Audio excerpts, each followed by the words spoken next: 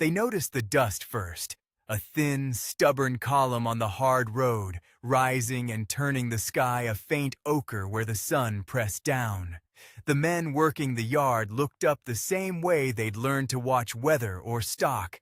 A small shift in the horizon meant a change in what they had to do. A hat lifted, a hammer stilled mid-swing.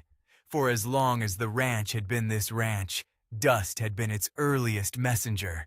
He stood with his back to the corral, one hand resting on the split rail as if it were an anchor.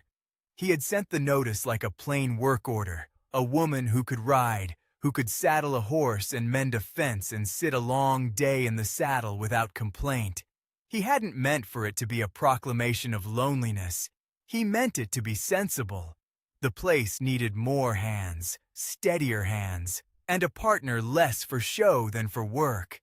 He watched the road, because that request had been his, because he wanted someone who could meet the land on equal footing, not someone who needed to be kept safe from it. The column of dust resolved into a single rider. From a distance she was a shape and then a motion, horse and rider sliding forward like a thought arriving. The gelding she rode was strong, sun-swept, the sort of animal whose ribs and muscles spoke of miles rather than stables. She rode with neither flourish nor hurry. Everything about her was economical. The reins lay in one hand. A pack sat low over the horse's withers. Her hat shaded her face. When she finally came close enough that the men in the yard could see the color of her eyes, the ranch seemed to exhale and then hold its breath. She dismounted like someone who had done it 1,000 times. A single step, a gentle twist, feet finding the ground without a hurry or the sharp catch of someone used to city life. Her boots were scuffed, her coat had a salt rim of dried sweat, but she moved as if the land's small violences didn't surprise her. She didn't look for help. She walked with a directness that arranged distance into a shape. Here was a person who belonged to the world of work and weather.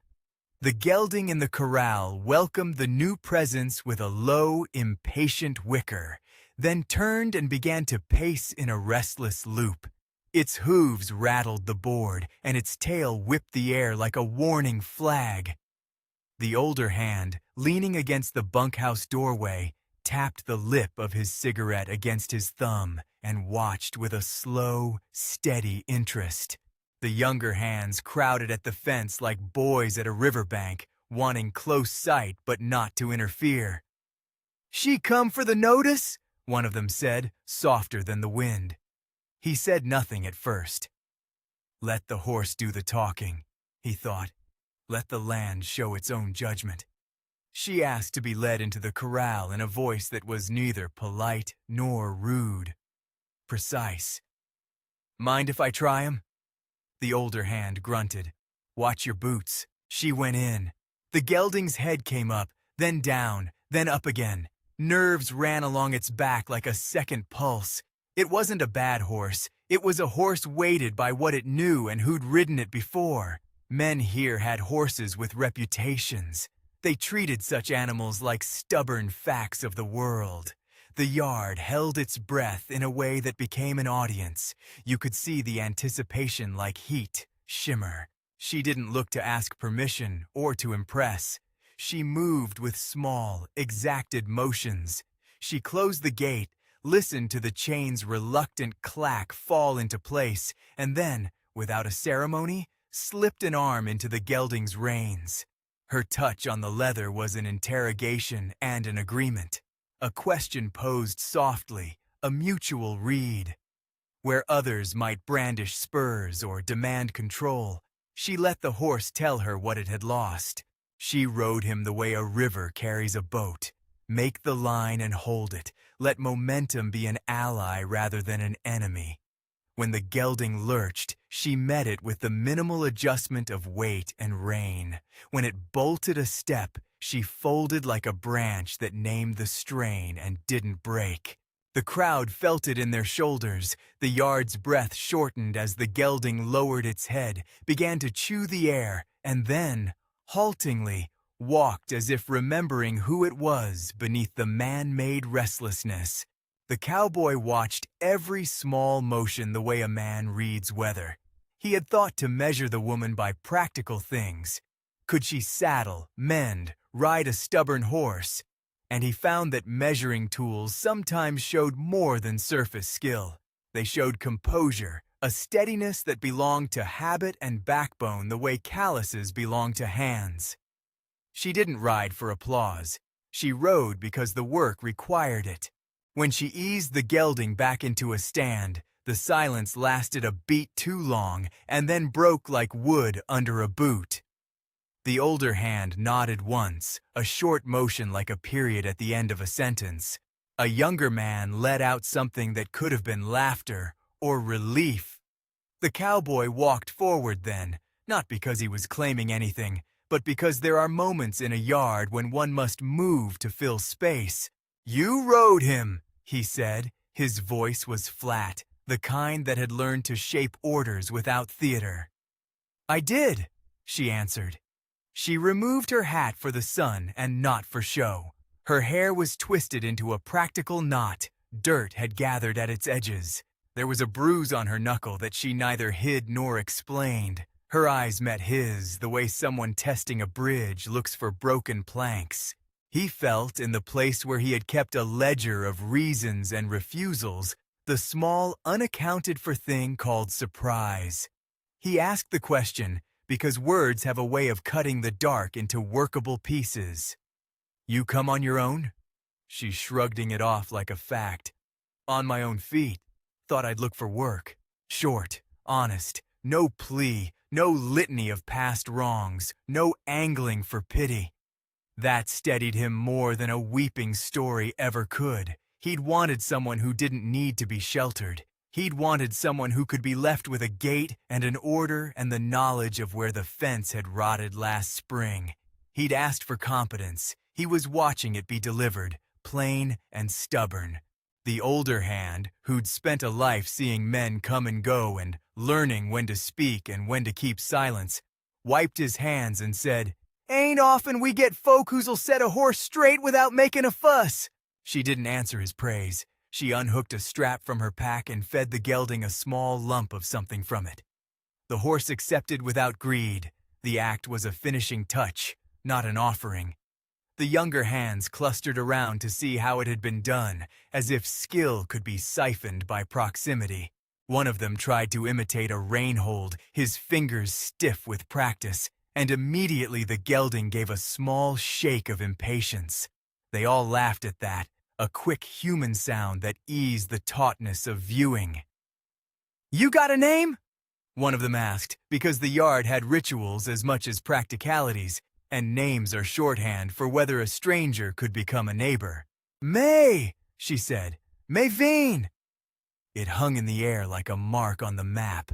It was enough and not enough. People often choose to offer a name before they explain the weight they carry. He felt the old, practical part of him make a calculation. If she could ride and do the hard things, she would matter more than a house full of company. He kept his hands in his pockets. He kept his questions measured. "You from around?" he asked. "Not close."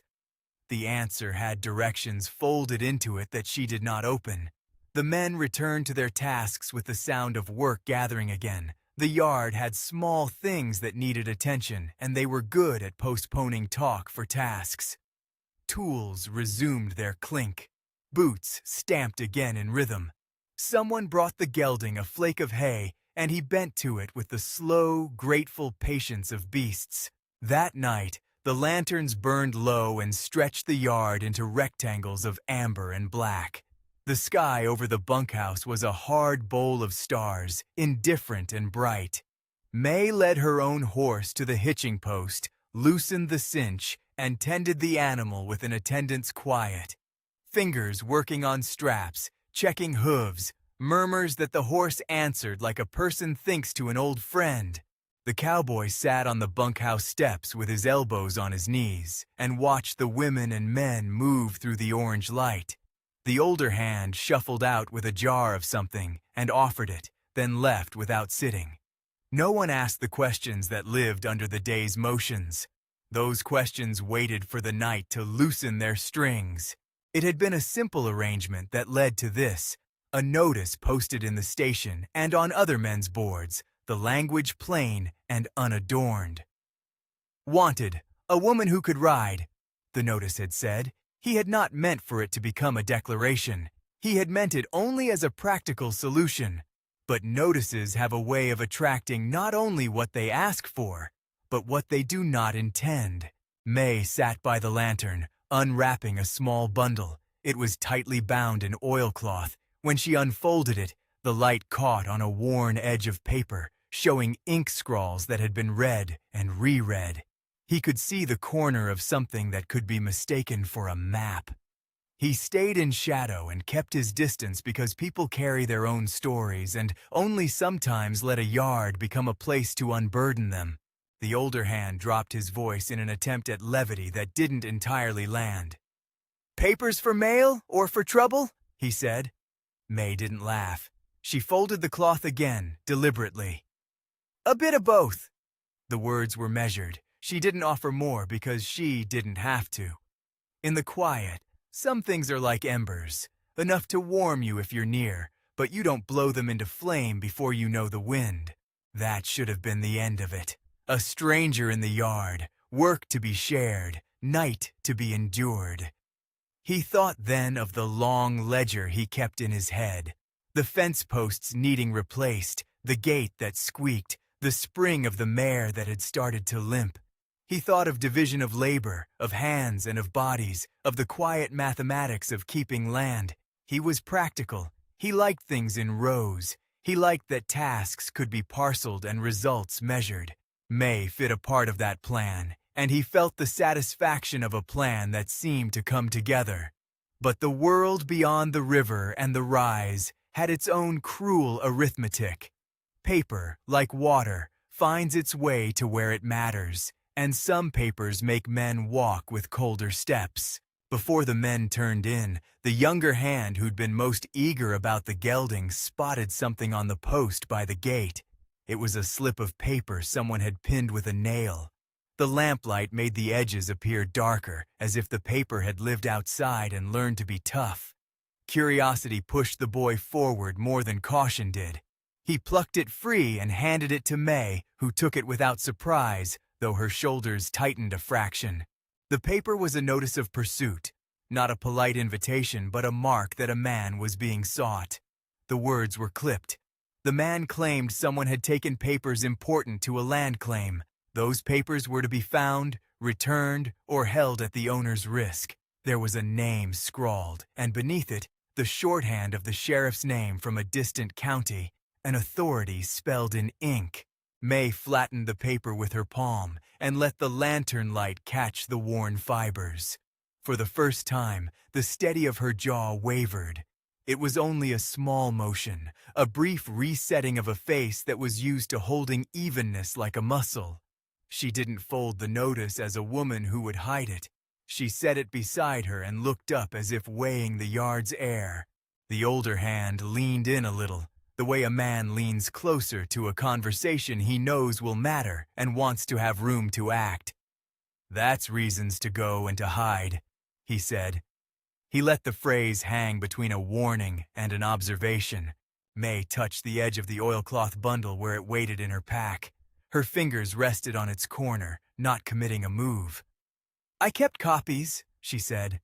Her voice didn't ask for praise. It was a fact delivered with the same economy she'd used to sit a horse. "Sent some off before I left."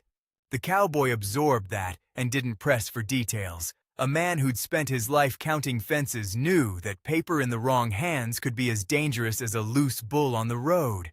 He also knew that a woman who thought to make copies before she left had an uncommon forethought. It told him two things: she was not naive, and she was prepared to fight or to prove.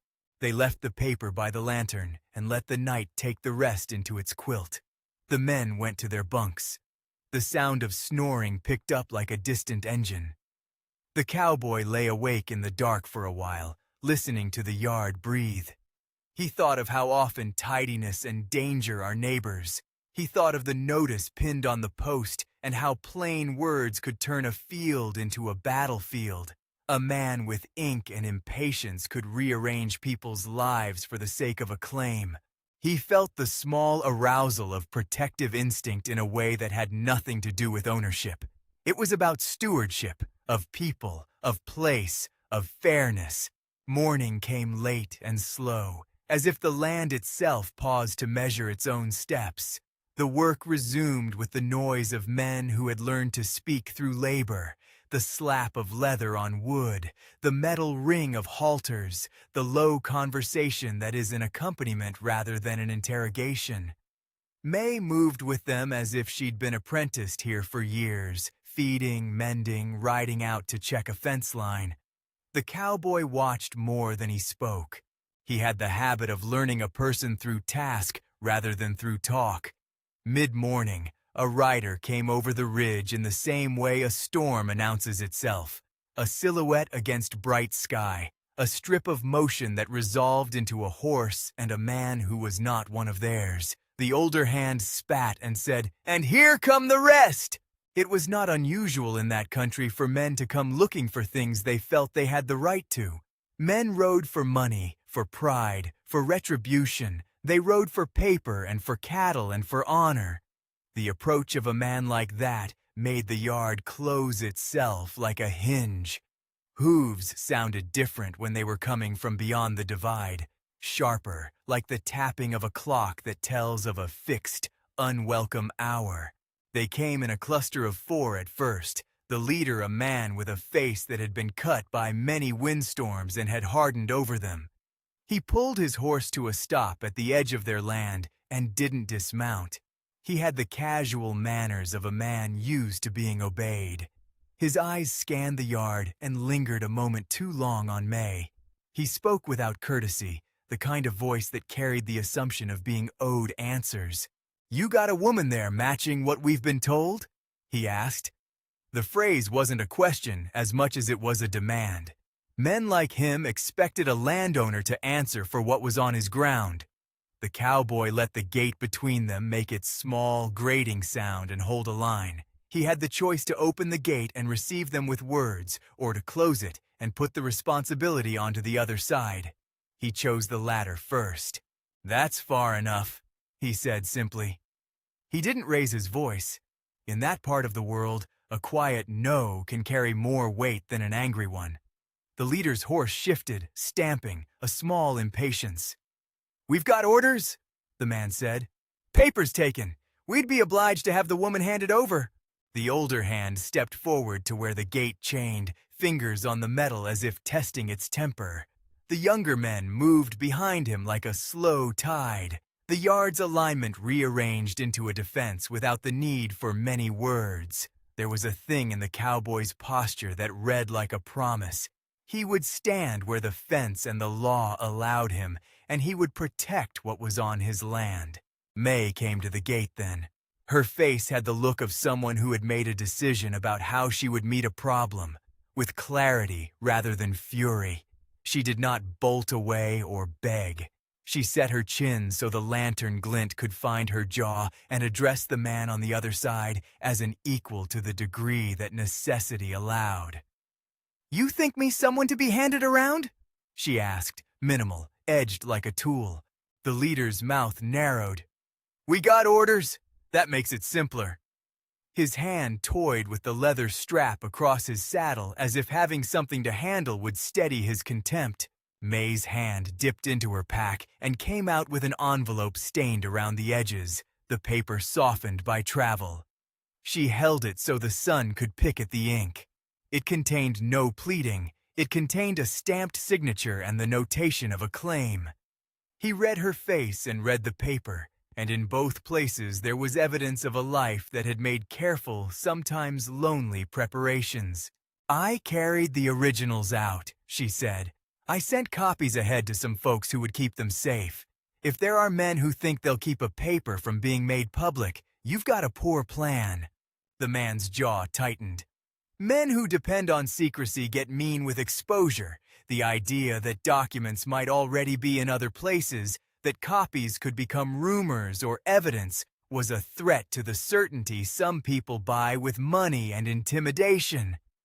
His fingers closed on his rein until the knuckles showed white. "We want her," he said, more insistently this time. His voice had the small, corrugated edge that belongs to men used to thrashing their way through problems. The cowboy kept his hands empty. He kept his role simple. "That's not how it works on my place. Anyone looking to make a claim, you make it proper. You don't take what isn't yours, and you don't bring strangers here as if they're chattel." The leader slid a look at May as if to assess her value in a market. He underestimated a thing men often did. That courage and stubbornness can be worth more than any paper if they have the right company. May didn't offer herself as property to be litigated. She stood like a person who had chosen something else. "You really think you can stand here and tell us that?" the leader asked, his voice a little loud now. A click of leather, a hitch of a horse, a small crowd of dust beginning to rise as more riders crested the ridge. Danger rarely appears with only one shade. The men from beyond the hill were not a cavalry. They were riders who expected a landowner to be a gatekeeper for their ambitions. They had traveled with the surety of paper in mind and the impatience of men who get angry when the world doesn't hand them what they want. May's eyes didn't flash. She did not brandish the bundle or beg for mercy. She held out the envelope like a thing that matters as much as a witness that would say what had been done and where. "You can leave and take your questions to wherever that sheriff's name points," she said. "You can make your case proper, or you can stay here and make it worse for everyone." The leader's mouth tightened. For a moment, he seemed to measure the downside of making a spectacle. Men who rely on secrecy fear not the law, but the light. A claim challenged in the open becomes a hazard.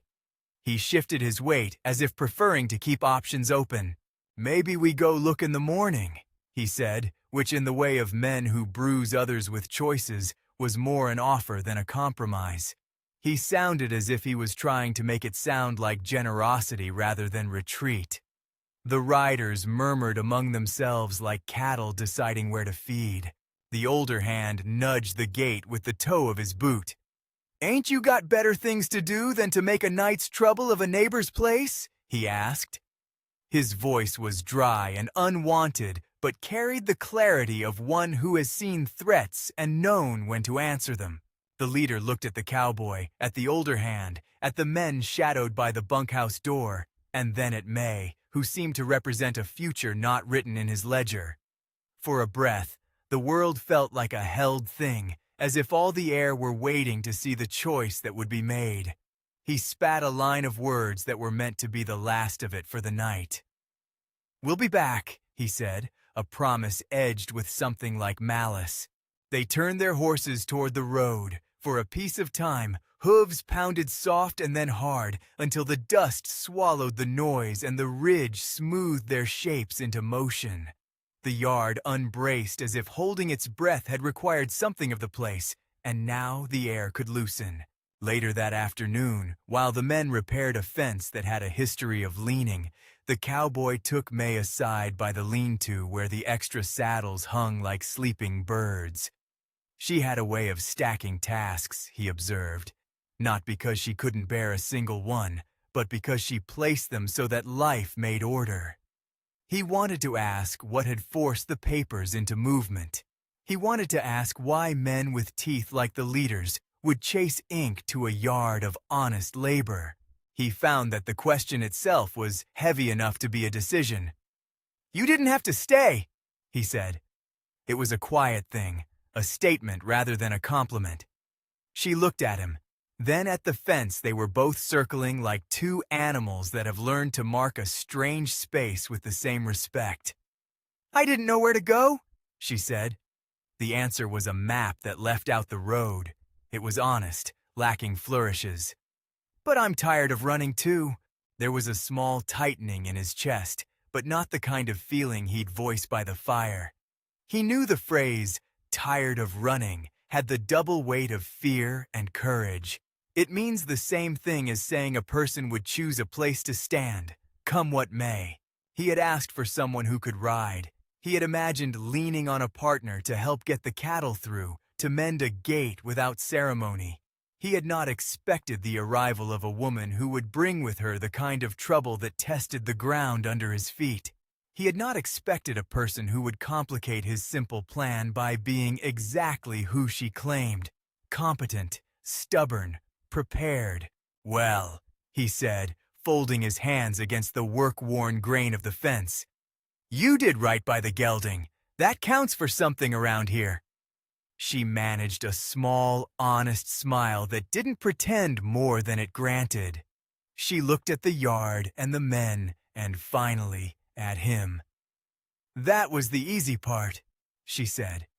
The words didn't sound like a threat. They sounded like a fact awaiting its own reckoning. The sun moved toward the ridge, lengthening shadows and making the dust glow in bands of orange. The ranch had a way of closing ranks and then opening again, like a hand that knows when to grip and when to let go.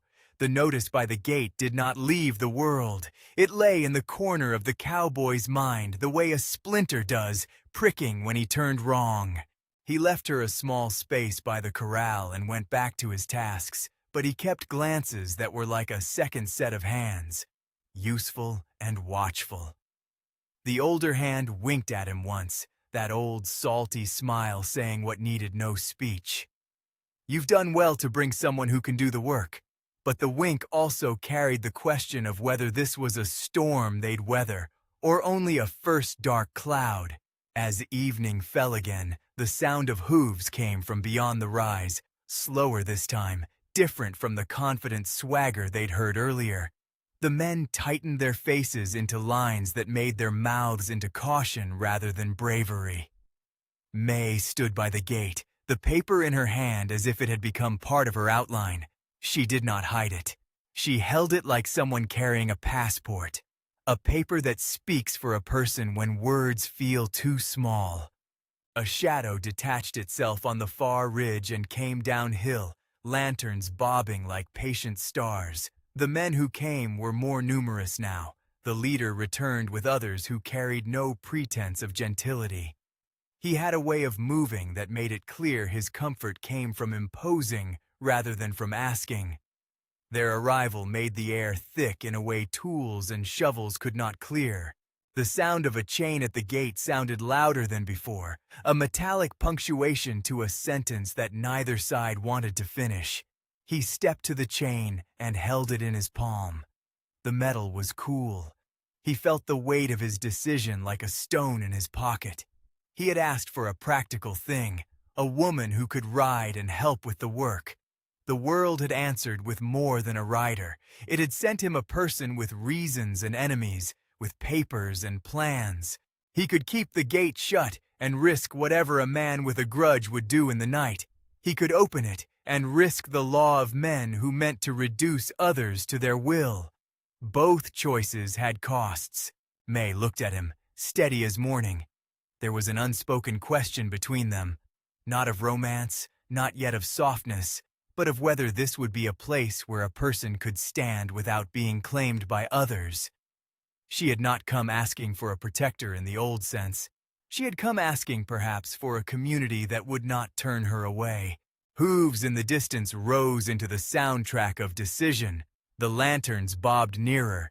The night leaned forward. He felt the old ledger of the ranch tilt under something that wasn't written in ink.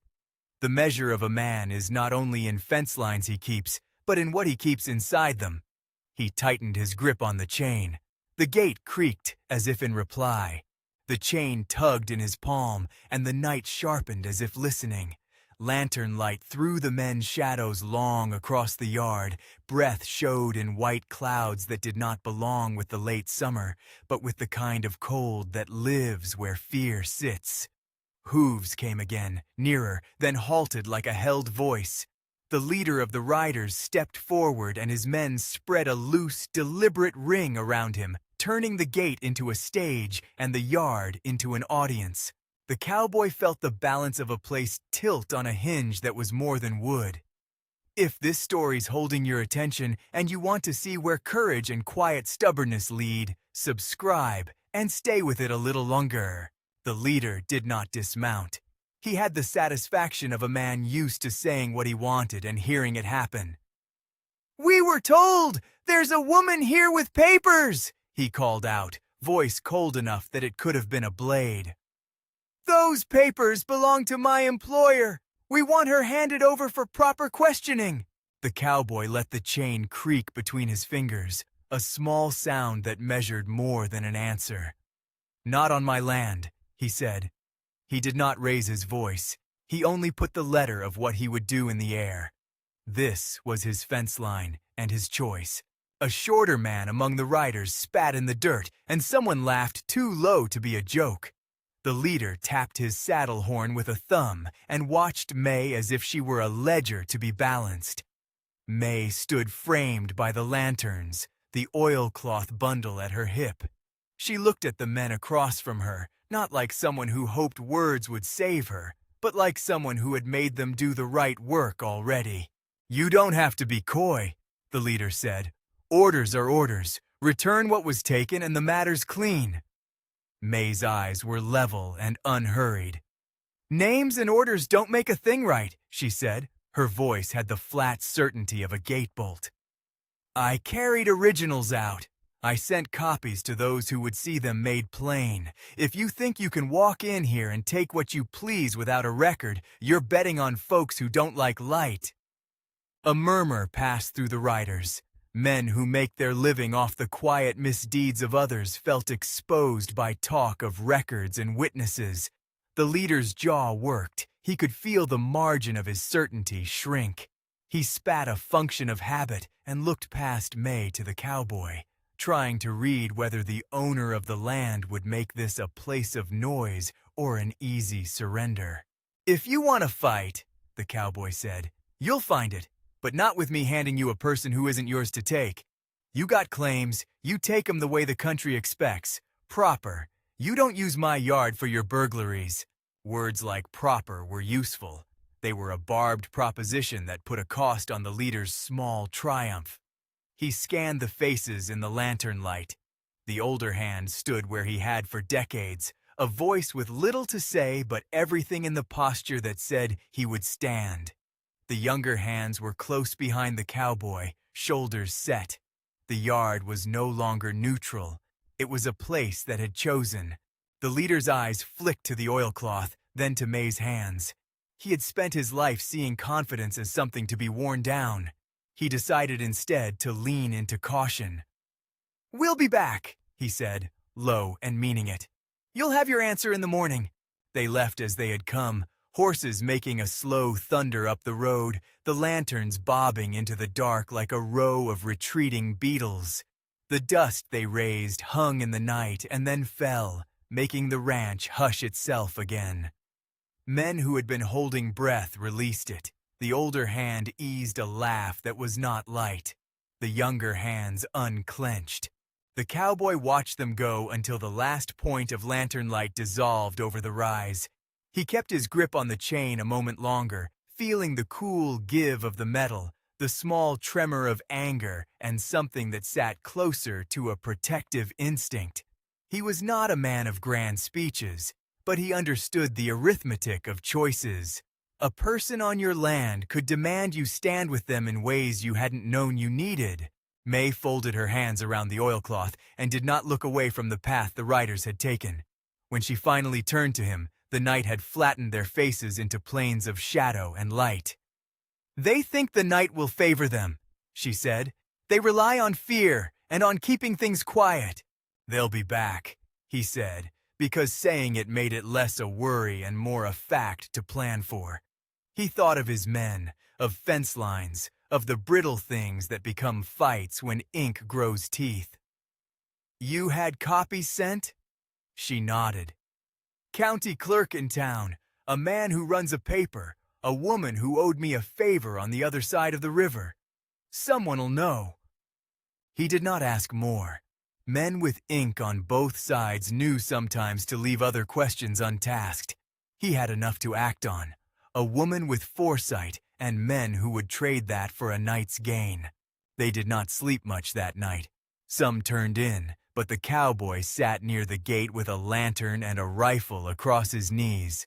Not because he planned violence, but because being wakeful was a cheaper defense than surprise. Once, May walked out and tightened a spare bolt on the gate. They worked like the rest of the ranch did, together and without flourishes, their movements practical as the wind. The older hand drifted by and said, "You choose who you keep in your yard. That's as much law as anything." Dawn came slow, feathered.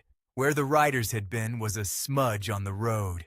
The men moved with the small economy of people who had been up too late. Their jokes were shorter, their laughter thin. The cowboy fed the gelding first, letting the animal's rhythm anchor him. May saddled her horse with methodical patience and mounted as if the morning were another kind of meeting. They rode out before breakfast, not in a hunt, but in a measured check. A sweep to the fence lines, a look at drainages, an eye on the road. The cowboy watched May move among the animals and men and felt, with a small, odd pleasure, how she rearranged the yard's symmetry by being there. She lifted sacks, examined a fence post with the same patient hand that had steadied the gelding. She spoke little, but when she did, it was to cut to a fact. On the third day, a wagon rumbled into view down the road. A man in a plain hat sat high on the seat, and a young woman with a parcel under her arm stood in the road with a formal look on her face. The cowboy squinted against the sun. The older hand tipped his cap, more than curious. It was the kind of arrival that suggested company that was neither friend nor simple trouble. The man with the parcel stopped his wagon at the gate and introduced himself with a name that meant little to the cowboy at first. But then the younger hand who had fetched the notice from the post spoke up, eyes bright. "That's Harper from town," he said, meaning the paper in town. "He runs the Gazette. If he came with anything, folks'll hear it." Harper lifted a bundle with a solemnity that suggested he had crossed a line he would not undo. He held out a sheaf of papers tied with a string. Their edges were crusted with travel's grime. He did not linger with talk. His arrival was a delivery of fact, and the cowboy felt the set of things shift like a change of weather. Copies had been placed where they could not be quietly devoured, at the county seat, with a paper that prided itself on telling what men would rather keep dark. Men who traded in secrecy had their markets closed by light.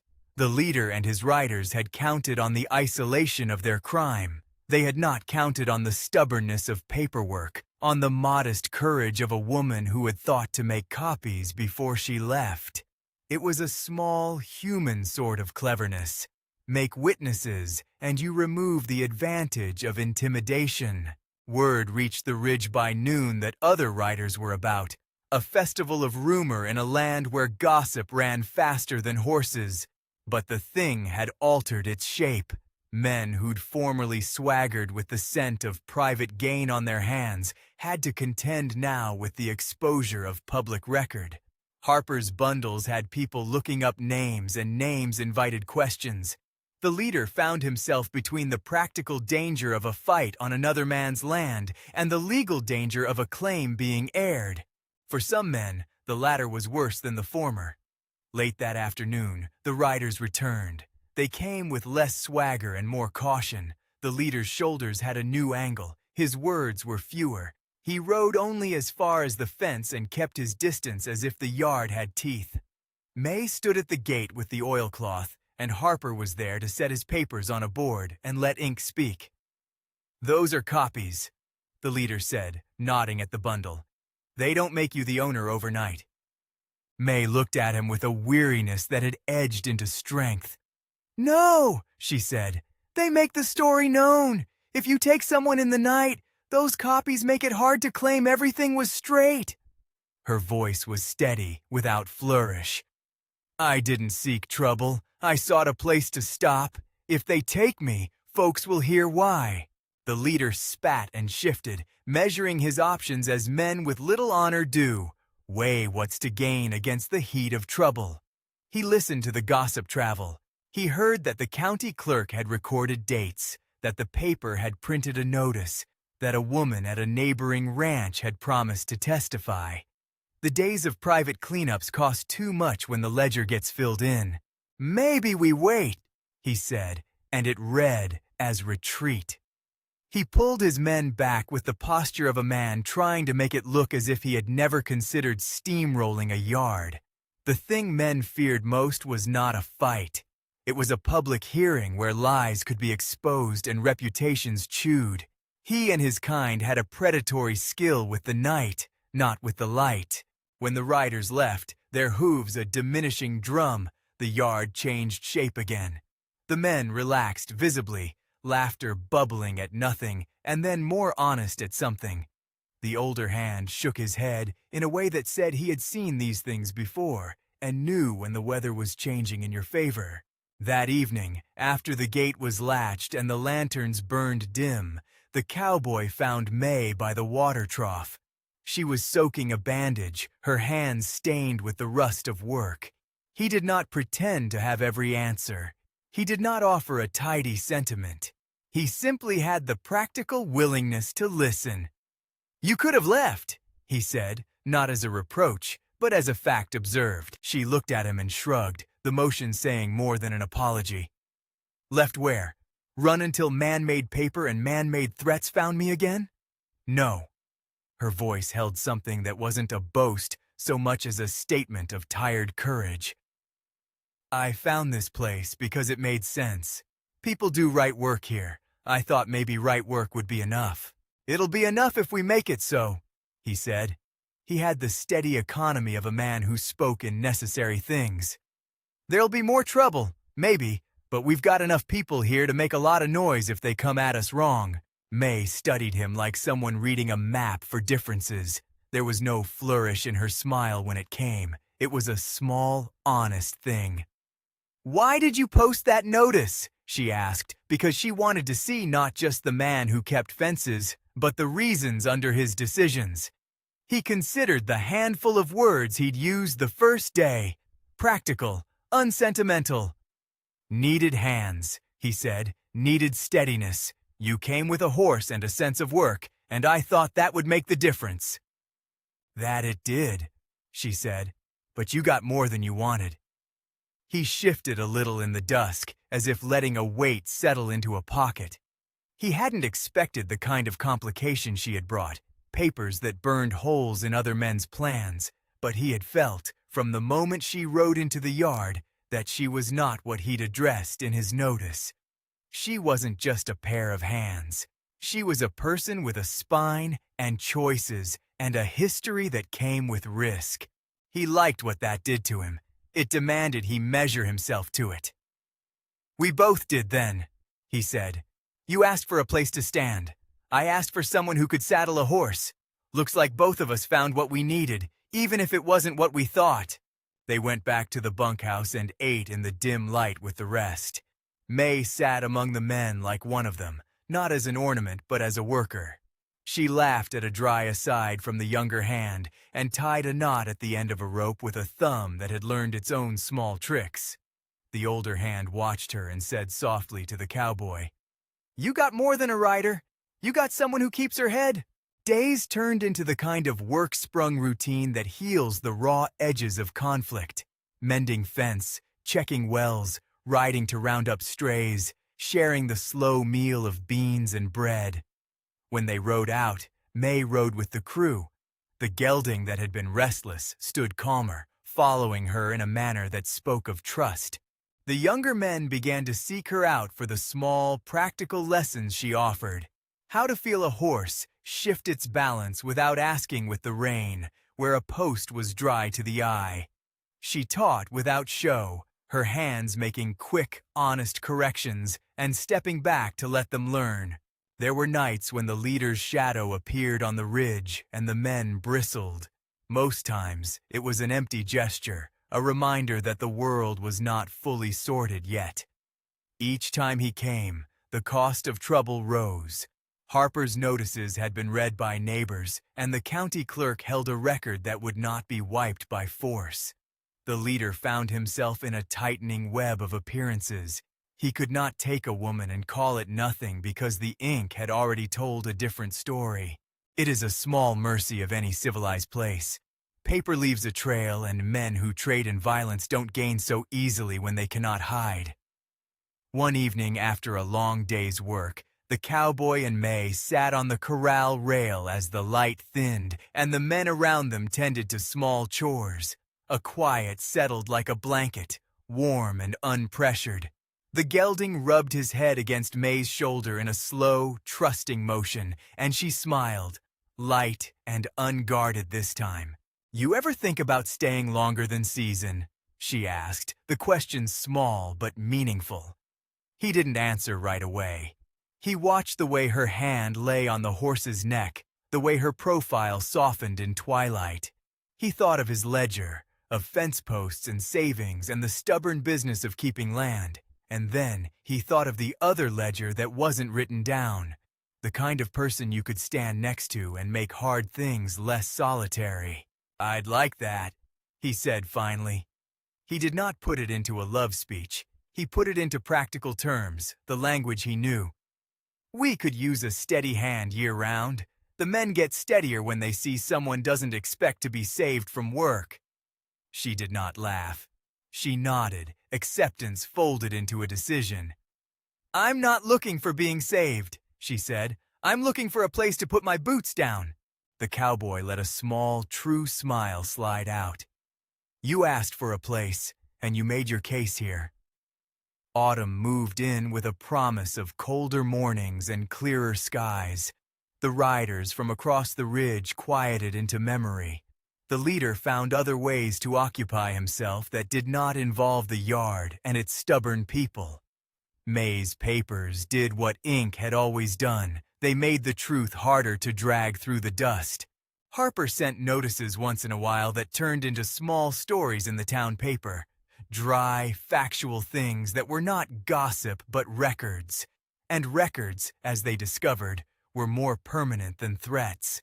Winter came with the clean white of work made visible, and one morning the cowboy watched May ride out with the crew and felt, without fuss, a kind of belonging settle into him. She rode with an easy authority now, no posture of proving, only the kind of leadership that comes from being trusted. The gelding was steady, and she rode him as if the world balanced under both of them. On a day when the sun stripped the frost from everything, and the air was sharp enough to make your face ache with clarity, the cowboy found himself near the fence watching her return. Her horse's breath made little clouds, and the men walked to meet the herd with practiced calluses and set smiles. May pulled her horse up near him and dismounted without ceremony. For a long moment they simply stood close and watched the yard go about its honest tasks. "You asked for a wife who could ride," she said, wry as a weathered plank. He let that land and settle. He had not wanted poetry when he'd sent that notice. He had wanted someone who could make fences without complaint. But what had arrived was something that would not be written neatly into his ledger by numbers alone. "You came that way," he said. "You rode in and made the place steadier." She looked at him then with an expression that was neither a promise nor a plea, but a choice offered. "I'm staying," she said plainly. "Not because of papers or fights or gratitude, but because this is the place I chose to plant my feet." He nodded. There was no anthem in it, only the quiet that comes from two people choosing the same thing.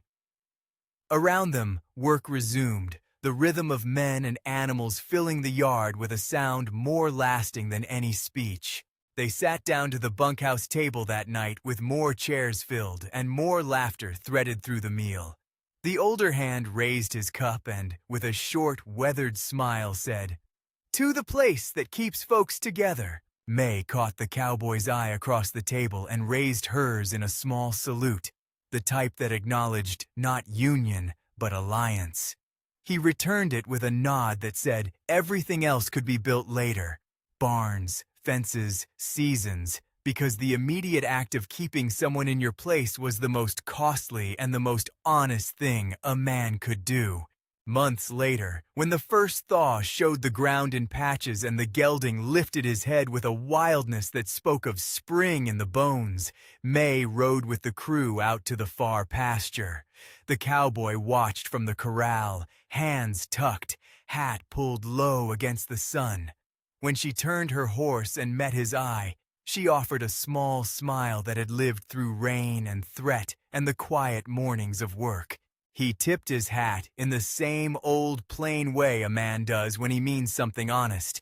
The yard had become a community stitched together by common labor and the hard trust earned by deeds. May's arrival had started as a practical solution to a simple problem and had become the slow work of belonging. The kind that involves making copies of important things, standing at a gate when men threaten, sharing your dinner, fixing a fence side by side. She had not been rescued. She had chosen to stay, to set down roots, to be there when the night's threats came and when the morning made things right again. He had, in a way, learned the same lesson the paper had taught the leader across the ridge. Some things are worth more when named and witnessed than when taken by force. He had asked for a partner who could ride. The answer that arrived was a person who could stand her ground, who could make plans, who could teach, and who would choose to be part of the small, stubborn project of a ranch and its people. She swung off her horse at the corral and, without a flourish, walked to the tack room to hang her hat. The cowboy waited a beat and then walked over. Outside, the gelding snorted and the wind shifted. He offered his hand, not the hand of a man to claim, but the hand of a partner to share work with. She took it in hers for a moment that was neither dramatic nor small, just the kind of touch that rests the weight of a day. "You wanted a wife who could ride," he said, voice even and honest. She turned and looked at him, the corners of her mouth lifting as if amused at how plain words could hold so much. "You got someone who could fight for paper and fix a fence," she replied. The laugh in her tone was the soft kind that makes a place hospitable. He smiled, and they stood that way a while, the yard humming around them, the future not promised but admitted into a quiet contract. The extraordinary, he realized, was not merely in the way she rode or in the papers she carried, but in the steadiness and resolve she showed day after day, quiet courage that made the ranch something less solitary. When the camera of their lives pulled back, as afternoons do, the ranch looked as it had always, a collection of posts and boards, of men and women moving with purpose. But into that frame, a different shape had settled, a person who had not been expected, who had been asked for something simple and had given something hard and rare instead. If this story moved you, leave a comment about the moment that stayed with you, and subscribe for more tales of quiet courage and unexpected belonging.